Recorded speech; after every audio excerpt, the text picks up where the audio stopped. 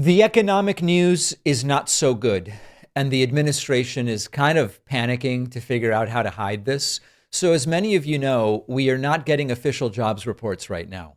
Trump didn't like them, so he fired the commissioner of the Bureau of Labor Statistics, and we have no more official jobs reports. But there are other jobs and payroll data tracking companies like ADP, which give us information. And generally speaking, the ADP numbers tracked the BLS numbers, so they at least give us an idea. Well, the ADP numbers now say that private companies have been losing 13,500 jobs every week for the last month.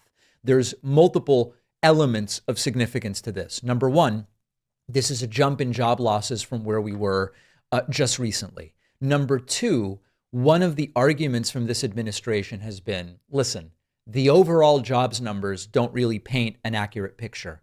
Because yes, we are losing some government jobs, but that's by design. Doge came in and they found fraud, waste, and abuse, and they are getting rid of jobs that we don't really need. So what really matters is the private employers. However, the ADP data focuses specifically on private employers, and that data is getting worse. Like I said, 13,500 jobs a week now being lost by private employers. The only reason we even know this is because of ADP, because Trump killed the actual jobs report. He fired the BLS commissioner, canceled the October jobs report, canceled the inflation report. Third quarter GDP report is either delayed or scrapped, who knows? So we are now relying on an ADP spreadsheet because the president was so terrified of the official numbers that he said no more. Now, this shouldn't surprise anybody. This is the guy who said, I don't like how many COVID cases we have. Stop testing for COVID. And as we all know, if you don't want to be pregnant, just don't take a pregnancy test. And then voila, you aren't pregnant. He admitted to cooking the numbers on COVID cases. He has found a way to try to cook the numbers on employment, but it's not working. He's doing the same thing. He always does the same thing.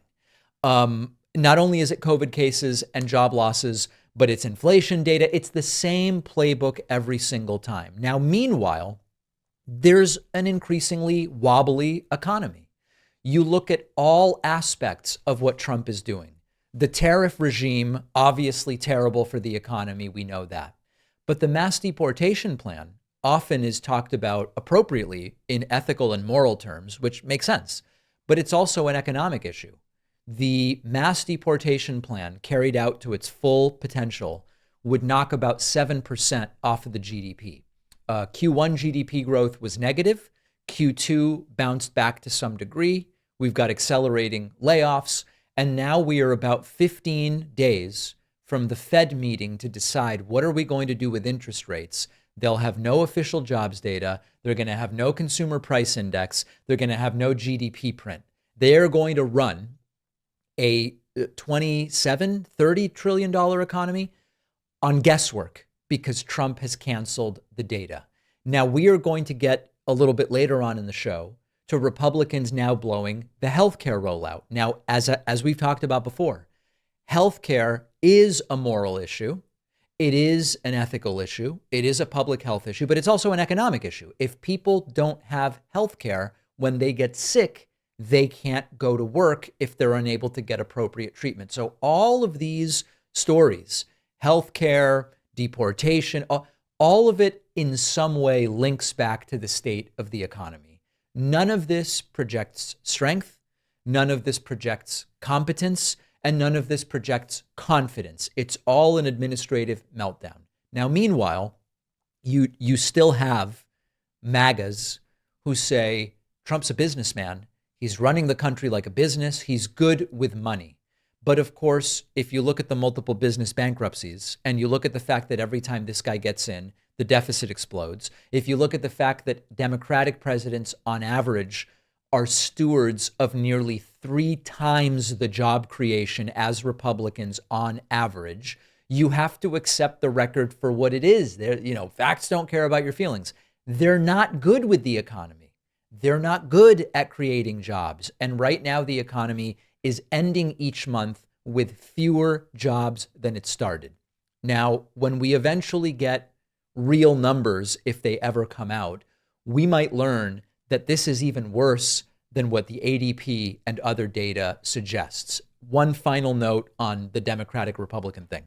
There are lots of ways in which presidents don't directly influence or control job creation. We have global business cycles. We have black swan type one-off events, natural disasters. There's a lot that goes into job creation.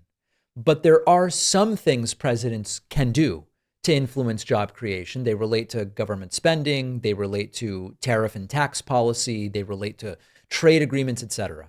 If we go back to Truman onward, okay, net jobs added under Democratic presidents, 71 million. Under the Republican presidents, 29 million. Now you might say, well, we haven't had the same number of years of Democratic and Republican presidents. Correct. You are now thinking, if we do it on a per month basis, going all the way back to Truman, Democratic presidents on average add 164,000 jobs a month. Republican presidents on average add 61,000 jobs per month.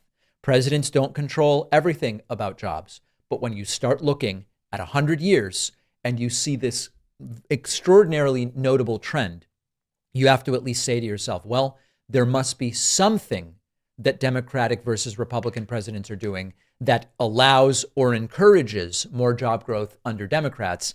And that is absolutely the case. We've talked about what those things are, and the record is extraordinarily clear.